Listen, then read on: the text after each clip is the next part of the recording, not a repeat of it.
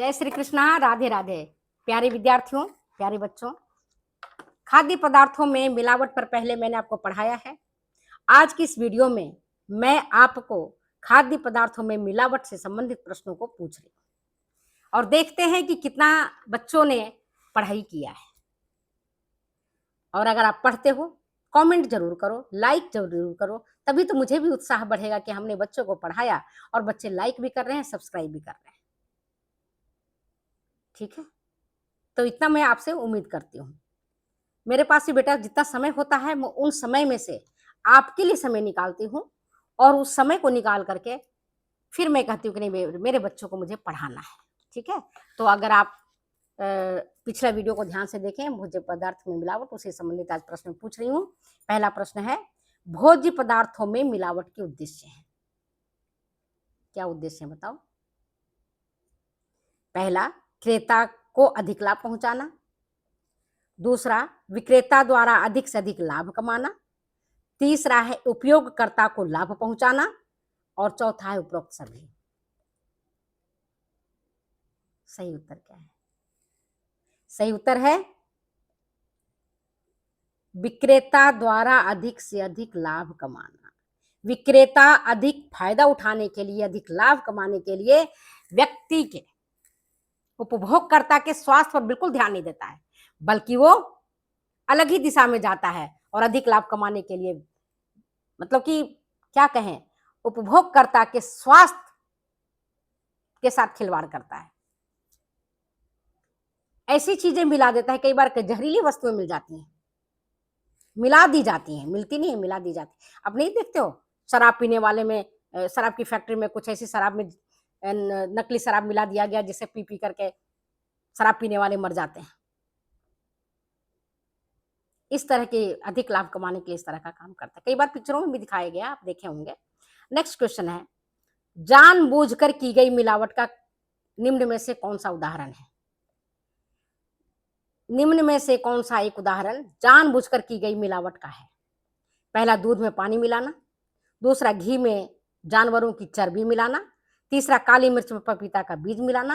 उपरोक्त। और चौथा ऑप्शन है उपरोक्त सभी। बहुत इजी क्वेश्चन है, छोड़ देती हूँ क्वेश्चन आपके ऊपर, आप सब जानते हो। आंख मूंद करके आप कर लोगे, लेमैन कर लेगा, जिसने नहीं पढ़ा वो भी कर लेगा कि जानबूझ कर की गई मिलावट का निम्न में से कौन सा उदाहरण है। नेक्स्ट क्वेश्चन, सबसे पहले किस शहर में भोजन प्रयोगशाला की स्थापना की गई? Food laboratory. सबसे पहले किस शहर में भोजन प्रयोगशाला की स्थापना की गई? करेक्ट उत्तर क्या है? बताया था पिछले, जब हमने अपना पढ़ाया था तो उस समय मैंने आपको बताया था कि सबसे पहले भोजन प्रयोगशाला की स्थापना कलकत्ता शहर में की गई थी, बताया था ना। तो इसका ऑप्शन है कलकत्ता।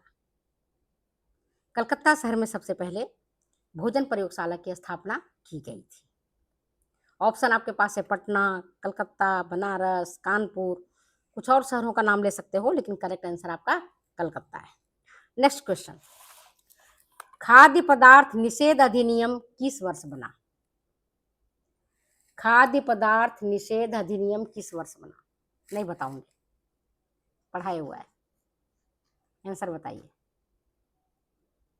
ऑप्शन बता देती हूँ, सन 1954 में, दूसरा है सन 1975 में, तीसरा है सन 1964 में और चौथा है सन 1995 में। कब बना था बताओ? खाद्य पदार्थ निषेध अधिनियम किस वर्ष बना था?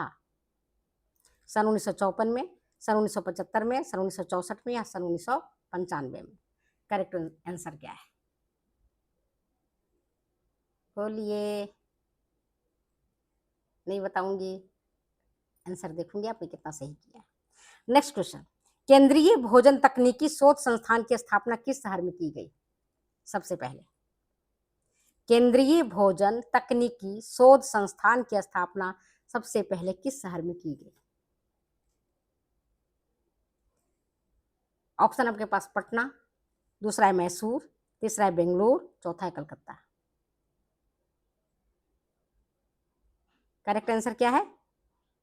केंद्रीय भोजन तकनीकी शोध संस्थान की स्थापना सबसे पहले मैसूर में की गई थी। ठीक है। इसके बाद नेक्स्ट क्वेश्चन आपके बीच में है ये कि निम्न में से कौन सा प्राकृतिक मिलावट का एक उदाहरण है। मैंने पिछले बार जब आपको पढ़ाया था, तो अगर आपने उस वीडियो को देखा होगा, तो मैंने आपको बताया था कि मिलावट भी दो तरह के होते हैं। एक तो जानबूझकर किया गया, दूसरा अनायास, जिसको अजानता कहते हैं, गलती से हो गया, भूलवश हो गया। तो प्राकृतिक मिलावट का उदाहरण बताइए। पहला ऑप्शन है आपके पास, हल्दी के गांठ में उसी रंग का पत्थर मिला देना। हल्दी का जो गांठ आती है ना, साबुत हल्दी, उसमें उसी रंग का पत्थर मिला देना, पहला ऑप्शन। दूसरा, धान में मिट्टी मिलाना, धान में मिट्टी मिलाना। तीसरा, चावल में घून लगा चावल मिला देना। और चौथा है अरहर दाल में खेसारी का दाल मिला देना। सही उत्तर क्या है? सही उत्तर है धान में मिट्टी या कंकड़ को मिला देना। प्राकृतिक मिलावट का ये एक उदाहरण है, क्योंकि धान कहाँ होता है, जो भी फसल होता है, चाहे जीरा हो, धान हो, बाजरा हो, गेहूं हो, वो हमारे होता है खेतों में।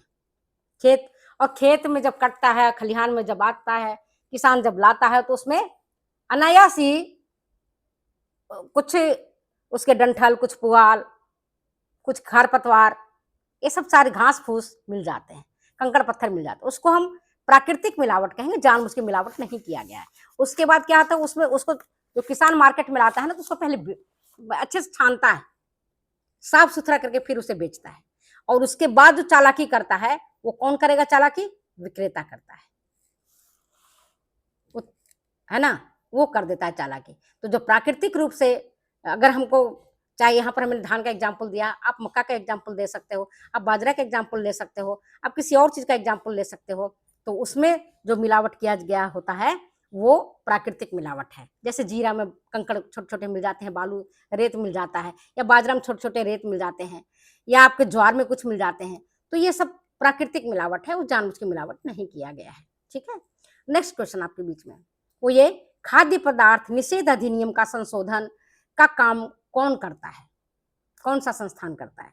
खाद्य पदार्थ निषेध अधिनियम का संशोधन का काम कौन सा संस्थान करता है?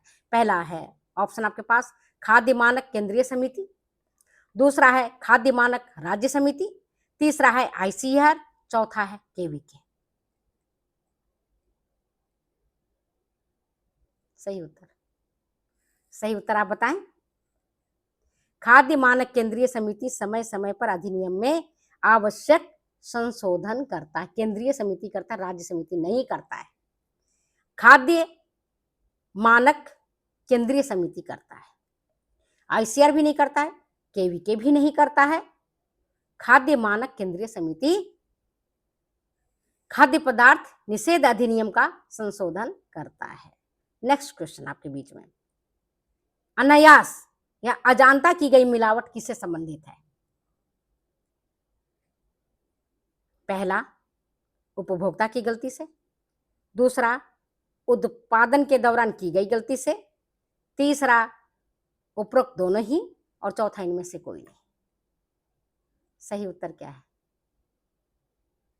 सही उत्तर है उपभोक्ता की गलती से भी हो सकता है। संभव है क्या? उपभोक्ता क्यों गलती करेगा? मान लो आप लाए हो, तो आप क्यों उसमें मिलावट करोगे? उपभोक्ता मतलब वो जो कंज्यूम कर रहा है, जो खा रहा है, जो यूज में ले रहा है। तो उत्पादन के दौरान की गई गलती से, जब भंडारण करते हैं, जब उसका प्रोसेसिंग करते हैं, जब उसको पैकिंग करते हैं, इस दौरान इसमें गलतियां हो सकती है, जानबूझ कर नहीं। जैसे मान लो कि आपने फ्रूट जैम, एप्पल जैम या मिक्स फ्रूट का जैम आपने यूज में लिया, और आपने टिन के बोतल में उसको, या कोई मेटल के बोतल में आपने उसको संग्रहित किया, तो हो सकता है कि वो मेटल उसमें से समय के साथ घुल करके और आपके जैम में जाके मिल जाए। तो ये क्या, किस तरह का हुआ? अजानता की गई मिलावट का एक एग्जाम्पल है, जानबूझ के नहीं किया गया, अननोइंगली हुआ है, भूलवश हो गया है, बिना उद्देश्य का हो गया है तो इसको हम कहते हैं अजानता। नेक्स्ट क्वेश्चन आपके लिए छोड़ देती हूँ। खाद्य पदार्थ निषेध अधिनियम कब लागू हुआ? खाद्य पदार्थ निषेध अधिनियम कब लागू हुआ, किस वर्ष लागू हुआ? इस प्रश्न का उत्तर आप देंगी। मैं अपने वीडियो यहीं छोड़ती हूँ, फिर मिलूंगी अगले वीडियो में अगली बातों के साथ। तब तक आप बाय बाय। वीडियो अच्छी लगती है तो प्लीज शेयर करें, कमेंट करें, सब्सक्राइब करें। फिर बच्चे मिलते हैं हम आपकी तैयारी के साथ, आपके साथ जुड़ेंगे। ठीक है, ओके बाय।